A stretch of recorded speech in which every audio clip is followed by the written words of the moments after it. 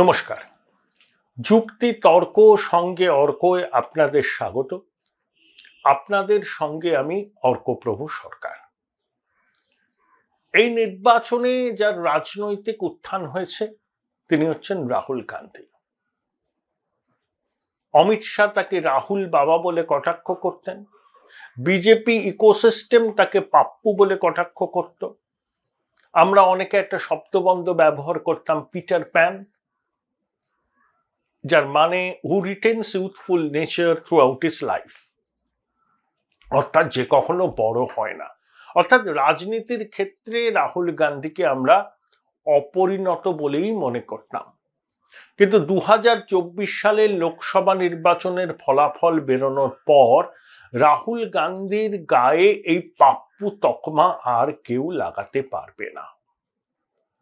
2014 সালে কংগ্রেস পেয়েছিল 44টি আসন, 2019-এ পেল 52টি, 2024-এ সেঞ্চুরির থেকে একটি কম, অর্থাৎ 47টি আসন বাড়ল কংগ্রেসের। তার মধ্যে উত্তরপ্রদেশে চমকে দিয়ে 6টি, তামিলনাড়ুতে 9টি। কিন্তু কংগ্রেসের সেটব্যাকও হয়েছে। কোথায়? যেমন তেলেঙ্গানায় কংগ্রেস কয়েক মাস আগে ক্ষমতায় এসছে, সেখানে বিজেপি আর কংগ্রেস সমান সমান আসন পেয়েছে। যে কর্ণাটক মডেলের কথা কংগ্রেস বলে প্রচার করেছিল, সেই কর্ণাটকে তাদের ফলাফল আশানুরূপ নয়। বিজেপি জেডিএস জোট 18টা আসন পেয়েছে। ডিকে শিবকুমার, যিনি উপমুখ্যমন্ত্রী, বেঙ্গালুরু গ্রামীণ কেন্দ্র থেকে তার ভাই ডিকে সুরেশ জিততেন। ওটা কংগ্রেসের ব্যাস্টিয়ন বললেও কম বলা হয়। সেখানে এইচডি দেবেগৌড়ার জামাই কার্ডিওলজিস্ট মঞ্জুনাথের কাছে 2.5 লক্ষের বেশি ভোটে হেরেছেন ডিকে সুরেশ। তাহলে কর্ণাটকে প্রত্যাশা মতো ফল হয়নি, তেলেঙ্গানায় প্রত্যাশা মতো ফল হয়নি, কেরালায় কংগ্রেস মোটামুটি আগের ফলাফলই রিটেন করেছে, হরিয়ানায় বিজেপির সঙ্গে কাঁটে কাটাক্কার, তারপর রাজস্থানে ভালো ফল করেছে। স্পেকটাকুলার ফল হয়েছে নর্থ ইস্টে। মণিপুর, আউটার মণিপুর, ইনার মণিপুর, দুটো কেন্দ্রই জয়ী হয়েছে কংগ্রেস।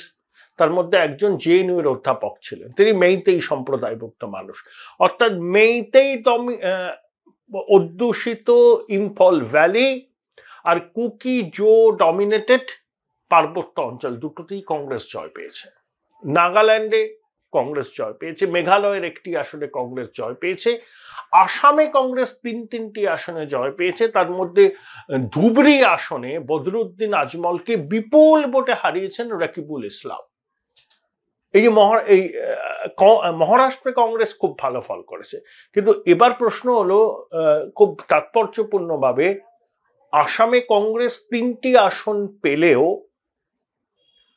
তার প্রাপ্ত ভোটের শতাংশের বিচারে বিজেপির থেকে সামান্য বেশি, 37.83%, সেখানে বিজেপির 37.35%।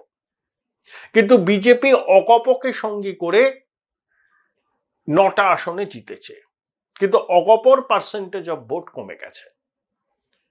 বিজেপি বিরোধী ভোট এখন কিন্তু আসামে কংগ্রেসের কে কেন্দ্র করেই দানা পাচ্ছে। রাহুল গান্ধী খুব শীঘ্রই হয়তো আবার আসাম যাবেন। আবার কংগ্রেসের ব্যর্থতা কোথায়? দেখুন, মধ্যপ্রদেশে কংগ্রেস খাতা খুলতে পারেনি, ছিন্দওয়াড়াতে নকুলনাথ হেরেছেন, ছত্তিশগড়ে কংগ্রেস একটি মাত্র আসন জিতেছেন, কিন্তু রাজনন্দগাঁও থেকে ভূপেশ বাগেল হেরে গেছেন। গুজরাটে 2009 সালের পর এবারই প্রথম কংগ্রেস খাতা খুলল। দেখুন, মোদিজি মঙ্গলসূত্রর প্রসঙ্গ টেনেছিলেন না নির্বাচনী প্রচারে, তাই নিয়ে হই হই হয়েছে। প্রধানমন্ত্রী এই রকম বিদ্বেষপূর্ণ প্রচার চালাচ্ছে। সম্ভবত রাজস্থানের বানসওয়ারা বলে একটি কেন্দ্রের প্রচারে প্রধানমন্ত্রী এই কথা বলেছেন যে ইন্ডি জোট ক্ষমতায় আসলে হিন্দু মাতৃশক্তির মঙ্গলসূত্র তারা কেড়ে নিয়ে ভোট ব্যাংকে দিয়ে দেবে। সেখানে আদিবাসী ট্রাইবাল পার্টি বলে একটা দল আছে, খুব আঞ্চলিক দল রাজস্থানে, তারা ইন্ডিয়া জোটের শরিক, সেখানে কিন্তু তারা বিজেপি প্রার্থীকে বিপুলভাবে হারিয়েছে। গুজরাটে বানাসকান্থা কেন্দ্র থেকে কংগ্রেসের প্রার্থী জয়ী হয়েছেন, তার কাছে রিসোর্স ছিল না, তিনি ক্রাউড ফান্ডিং করে টাকা তুলেছেন। সেখানে গিয়েও মোদিজি বলেছিলেন যে আপনার বাফেলোকে কেড়ে নিয়ে ভোট ব্যাংকে দিয়ে দেবে ইন্ডিয়া জোট, মানে কংগ্রেস যদি ক্ষমতায় আসে। দুটো কেন্দ্র যেখানে মোদিজি এই প্রচারটা করেছিলেন, বিজেপি কিন্তু হেরেছে। তাহলে গুজরাটে 26, মধ্যপ্রদেশে 29, আর 36 করে 11, মোট 66টা কেন্দ্রের মধ্যে কংগ্রেস কিন্তু দুটোতে জয়লাভ করেছে। 2019-এ বিজেপির সঙ্গে কংগ্রেসের সরাসরি লড়াই যেখানে ছিল, তখন কংগ্রেসের সাফল্যের হার ছিল 8%, এবার সেটা বেড়ে 26% হয়েছে। কংগ্রেস সর্ববৃহৎ বিরোধী দল, লোকসভায় বিরোধী দলের সম্মান পেতে হলে মোট সদস্য সংখ্যার 10% থাকা জরুরি। 2014-তেও কংগ্রেসের ছিল না, 2019-এও ছিল না। প্রথমে মল্লিকার্জুন খার্গে, তারপরে 2019-এ অধীর চৌধুরী কংগ্রেসের দলনেতা ছিলেন, বিরোধী দলনেতা ছিলেন না। এবার কিন্তু কংগ্রেস বিরোধী দলনেতার পদটি পাবে। রাহুল গান্ধীকে বিরোধী দলনেতা হবে। কংগ্রেসের একটা বড় অংশ চাইছেন যে রাহুল বিরোধী দলনেতার দায়িত্ব নিন, কারণ কেউ আর নেই সেইভাবে। দিগ্বিজয় সিং হেরেছেন, ভূপেশ বাঘেল হেরেছেন, অশোক গেহলটের ছেলে হেরেছেন, একমাত্র গৌরব গাগাই আছেন, তিনি জিতেছেন। আবার সাউথ থেকে শশী থারুর 4 বার জিতলেন, 4 বার না 5 বার খেয়াল। কেসি বেণুগোপাল জিতেছেন, যিনি কংগ্রেসের সংগঠন দেখেন, রাহুলের খুব আস্থাভাজন। এখন একটা বড় অংশ চাইছে যে রাহুল কংগ্রেসের দলনেতা হন, অর্থাৎ বিরোধী দলনেতা হন। দেখুন, তেজস্বী যাদবের কোনো আপত্তি নেই। Join Indian Institute of Hotel Management now. Right choice, right decision. বর্তমান সংসদের যে ছবি, তাতে প্রথমে এককভাবে বিজেপি, তারপরে কংগ্রেস, তৃতীয় বৃহত্তম দল সমাজবাদী পার্টি, চতুর্থ বৃহত্তম দল তৃণমূল কংগ্রেস, পঞ্চম বৃহত্তম দল ডিএমকে। ডিএমকের কোনো আপত্তি থাকবে না, অখিলেশের কোনো আপত্তি থাকবে না, তেজস্বীর কোনো আপত্তি থাকবে না।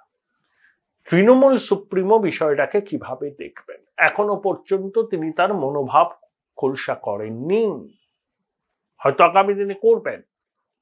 তবে কংগ্রেসের ভালো ফলাফল করার পর তিনি রাহুলকে অভিনন্দন জানিয়েছেন। নির্বাচনী প্রচারে মমতা নিজেই বলেছিলেন 40 পার করে দেখা কংগ্রেস, আর প্রধানমন্ত্রী বলেছিলেন রাহুল গান্ধীর যে বয়স, মানে 54 বছর বয়স তার, সেই সংখ্যক আসন কংগ্রেস পাবে না। সবাইকে ভুল প্রমাণিত করে কংগ্রেস কিন্তু 99টা আসন পেয়েছে। নির্বাচনের আগে যখন ইন্ডিয়া জোটের বৈঠক হচ্ছিল, মুম্বাইতে বৈঠক ছিল, সেই বৈঠকের দ্বিতীয় দিনে অভিষেক চলে গিয়েছিলেন রাহুলের বাড়িতে। তার আর্জি ছিল যে বাম সঙ্গ ত্যাগ করে পশ্চিমবঙ্গ প্রদেশ কংগ্রেস যেন তৃণমূলের সঙ্গে আসন সমঝোতা করে। যে দুটো আসনে কংগ্রেস জিতেছে, সেই দুটো আসনে কংগ্রেসকে তৃণমূল সমর্থন করতে তৈরি। কিন্তু রাহুল গান্ধী অভিষেকের কথায় মান্যতা দেননি, তিনি সীতারাম ইয়েচুরির সঙ্গে সমঝোতাকেই গুরুত্ব দিয়েছিলেন। কিন্তু ফল বেরোনোর পর দেখা গেল মালদা দক্ষিণে কংগ্রেস খুব ভালোভাবে জিতলেও অধীর চৌধুরী বহরমপুর আসন থেকে 6ষ্ঠ বারের জন্য যেতে পারলেন না। তৃণমূল জোট বার্তা দিয়েছিল কংগ্রেসকে, মূলত রাহুল গান্ধী সেই বার্তা নিতে চাননি, তিনি বামেদের উপর ভরসা করেছিলেন। তাই মমতা বন্দ্যোপাধ্যায়ের এই বিষয়ে রাহুল সবার বিরোধী দলনেতা হবেন, মমতা বন্দ্যোপাধ্যায় একেবারে সঙ্গে সঙ্গে তার সমর্থন জানিয়ে দেবেন, এমনটা নাও হতে পারে।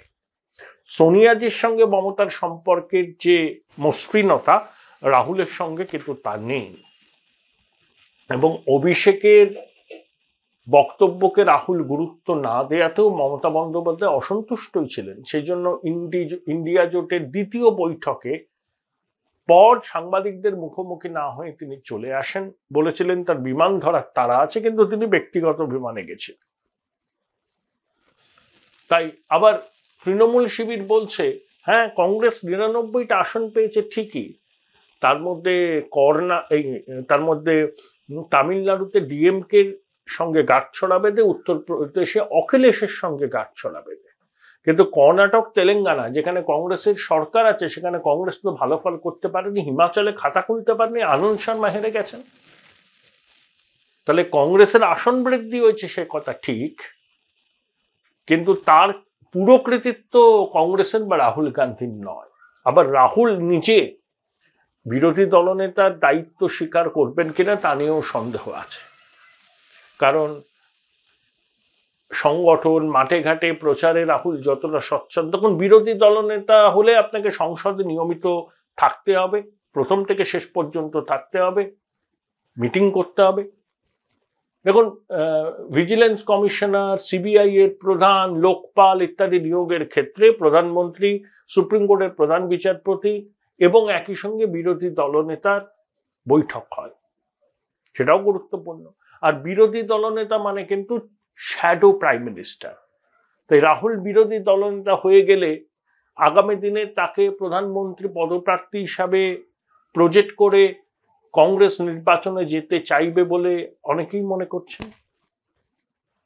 ডিএমকে তাদের আপত্তি থাকবে না, সমাজবাদী পার্টির আপত্তি থাকবে না, কিন্তু মমতা বন্দ্যোপাধ্যায় কি মেনে নেবেন? কংগ্রেসের প্রতি কিন্তু তার একটা অ্যালার্জি আছে। তিনি মনে করেন এই রাজ্যের কংগ্রেস সিপিএম বিজেপির সঙ্গে হাত মিলিয়ে চলে, অধীরবাবু তার নিন্দা না করে জল পর্যন্ত খান না, এবং রাহুল গান্ধী বাম সঙ্গে বেশি স্বচ্ছন্দ, এটা মমতা একটা ক্ষোভের কারণ। তাই ইন্ডিয়া জোটে সিপিএম মাতব্বরি করতে পারে বলে তার একটা আগাম আশঙ্কা আছে। তাই রাহুল গান্ধী বিরোধী দলনেতা হলে, দেখুন এটা ইন্ডিয়া জোটের সব শরিক মিলে এটা তো কনসেনসাস করতে হবে। কংগ্রেস প্রধান বিরোধী দল, কিন্তু এটা তো জোট হিসেবে তারা রয়েছে, তারাও এই জোট রক্ষার সাথে স্যাক্রিফাইস করতে হতে পারে সেটা জানে। কিন্তু কংগ্রেসও জল মাপছে যে রাহুল গান্ধীকে নামটা সামনে নিয়ে আসার পর ইন্ডিয়া জোটের শরিকদের মনোভাব কি। আমি আগেই বললাম, স্টালিনের আপত্তি থাকবে না, তেজস্বীর আপত্তি থাকবে না, অখিলেশের থাকবে না, শরদ পাওয়ারের থাকবে না, উদ্ধব ঠাকরের থাকবে না, বামপন্থীদের থাকবে না, কিন্তু মমতা বন্দ্যোপাধ্যায়ের মন বোঝা এক্ষেত্রে এত সহজ হবে না। এবং তিনি এক কথায় রাহুল গান্ধী বিরোধী দলনেতা হন এটা কিন্তু চাইবেন বলে আমার মনে হয় না। তাই মমতা বন্দ্যোপাধ্যায়ের মন বোঝাই এখন খার্গে এবং ইন্ডিয়া জোটের অন্য শরিকদের কাছে প্রধান কর্তব্য। তারপরেই তারা সিদ্ধান্ত নিতে পারবেন যে রাহুল গান্ধীকে বিরোধী দলনেতার দায়িত্ব তারা দেবেন কিনা। আবার সব থেকে বড় প্রশ্ন, রাহুল গান্ধী শেষ পর্যন্ত সেই দায়িত্ব নিতে রাজি হবেন কিনা।